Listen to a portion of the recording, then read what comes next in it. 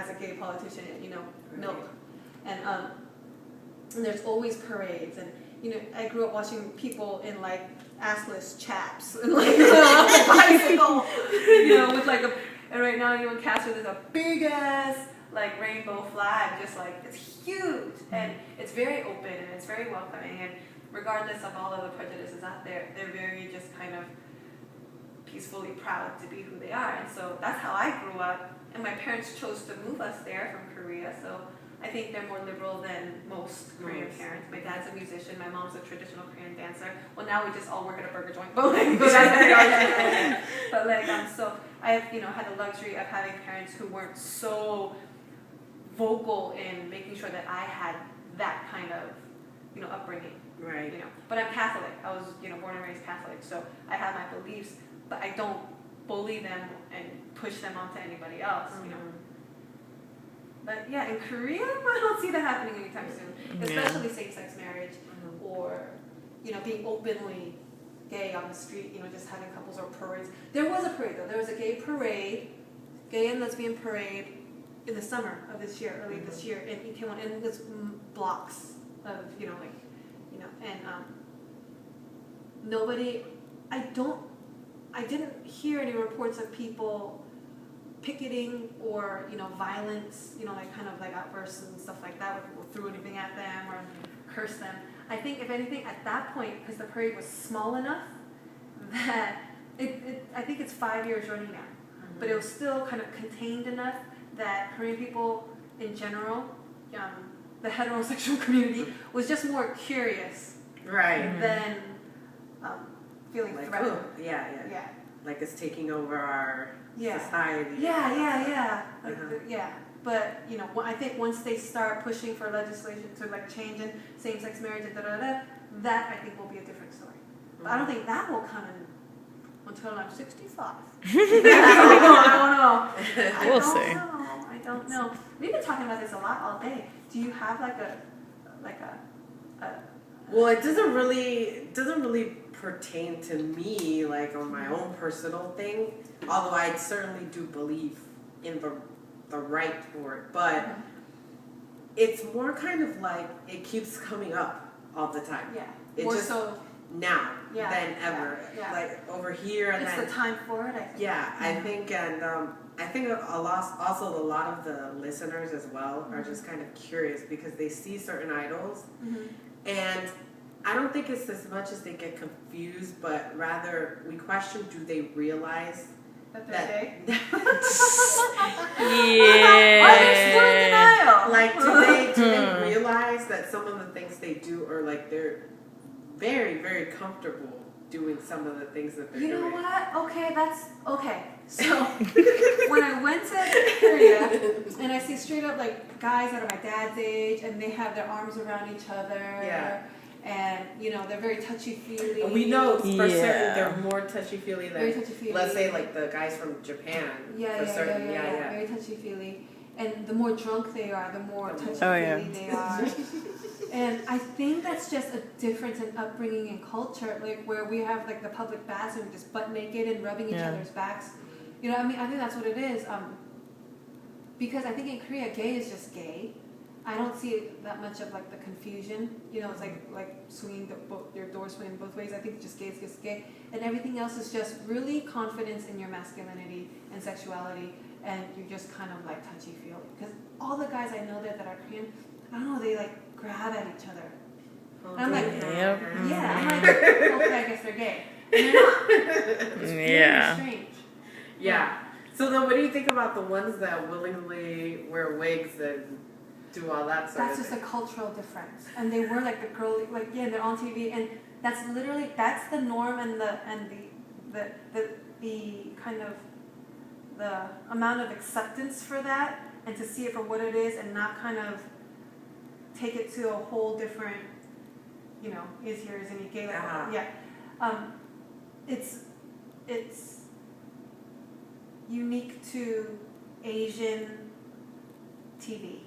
Culture, I think, because no one at home watching that, if that was in the States and you're with your husband or your boyfriend or whatever and you're watching Justin Timberlake, just JT and Usher just keep coming up because but like Justin Timberlake, Usher, and D'Angelo. Are like doing a talk show, and all of a sudden Justin Timberlake, but he did, right? He wore the black leotard and he did Single Ladies. Single Ladies with Beyonce. That's as close as you're gonna get to something like that, right?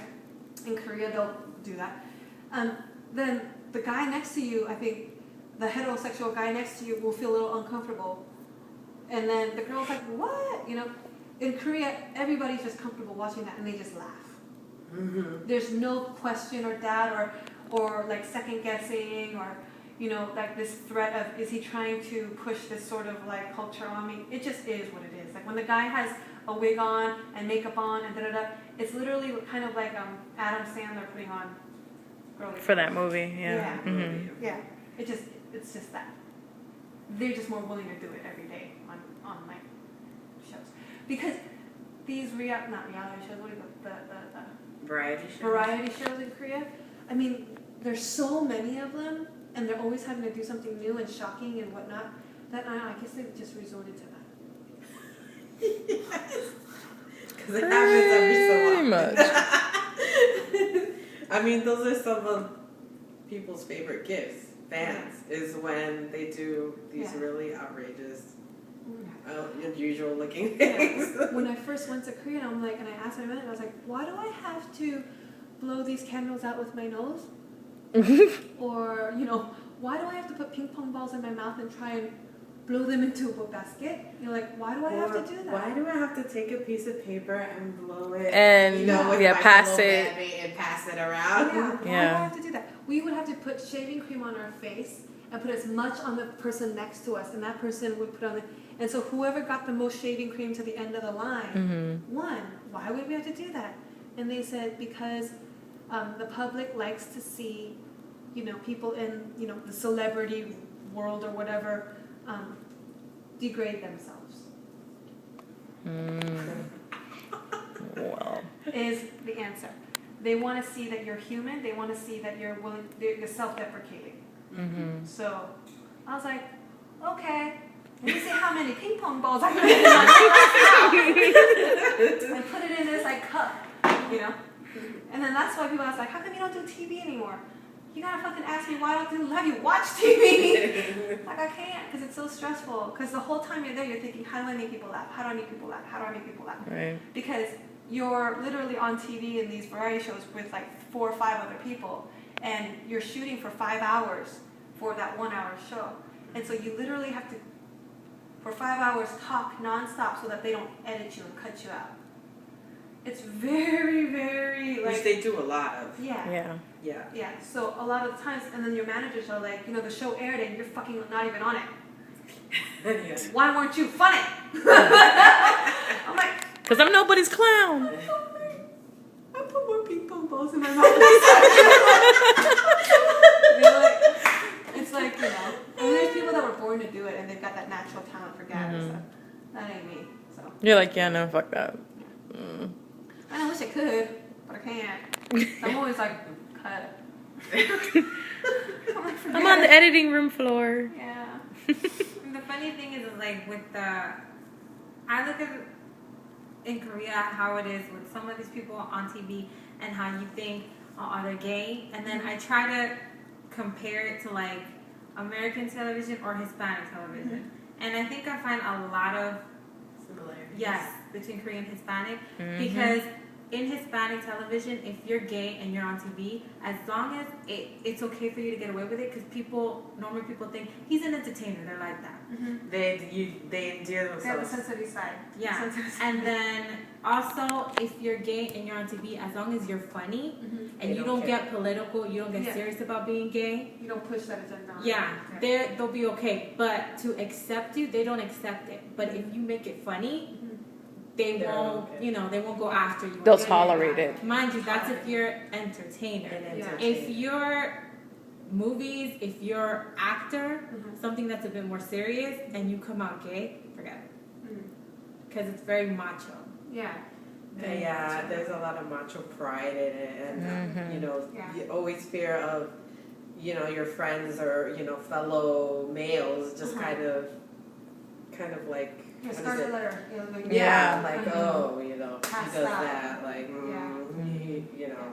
I think the public will have a hard time seeing you as an actor in roles where you're opposite a female if you're openly gay, because people, I mean, once you say that, it's so hard for people to differentiate. And I mean, it's like it's easier to see, I don't know, Tom Hanks as an astronaut than it is for a gay person to act in opposite a female. It's like it's But that's like, but in a way, it's also like we've created this horrible stereotype as well, because it's like now they expect like all the gay guys to be like these funny, like flamboyant, and those are the ones we like seeing in our soap operas. Yeah. Those are the ones that we like seeing in our soap operas, the ones that are doing the hair and are helping the girl out, like, come on, girl, but, you know, and it's like they're not, they're not all like that, you know, and those are the ones that aren't like that are the ones that actually kind of tend to keep it on the down low. Yeah, because they still want to play those macho roles. Yeah. This is a good discussion. Good in-depth discussion. All right. Well, any final words to your lovely fans? Me? Yeah, you, not us. They don't give a crap about us. They're not watching for us. I see you at the D'Angelo concert. Thanks for, I mean, for some of you, it's crazy hours depending on where you're tuning in today, so much appreciated. See some of you in Tokyo. And I don't know if you're ever in Korea, come to my burger joint on the weekends at nighttime, because that's when I'll sing for you. I'll sing you some Cindy Lauper time after time. You should put some videos up on YouTube. You should do a YouTube thing. They're on my Facebook.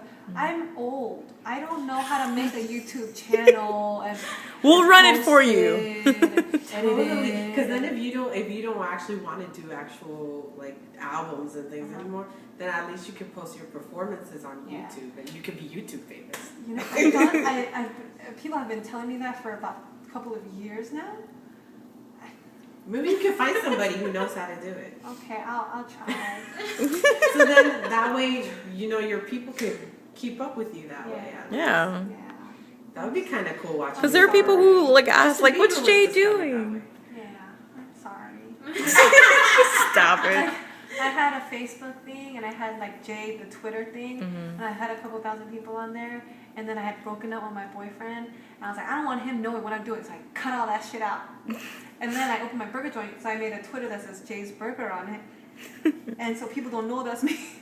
And people are like, why the fuck are you called J.ae's Burger? You know how hard it was for me to find you. I'm like, well, welcome. You're now one of like 200 people. Makes you more special. So now everybody knows where to find you on Twitter. JSBURGER. J.ae's Burger. J.ae's Burger. Ooh, 221. Yes, I mean, I guess it's on that. I don't know. But, God bless y'all and Asian pop out for life. Woo woo. And look at that face. That face might get arrested tomorrow for harassing D'Angelo. That's the face of somebody who will attack D'Angelo. Free J. Taking donations from my bail money. All right, we're going to wrap it on up. So we'll see you guys next week. Bye.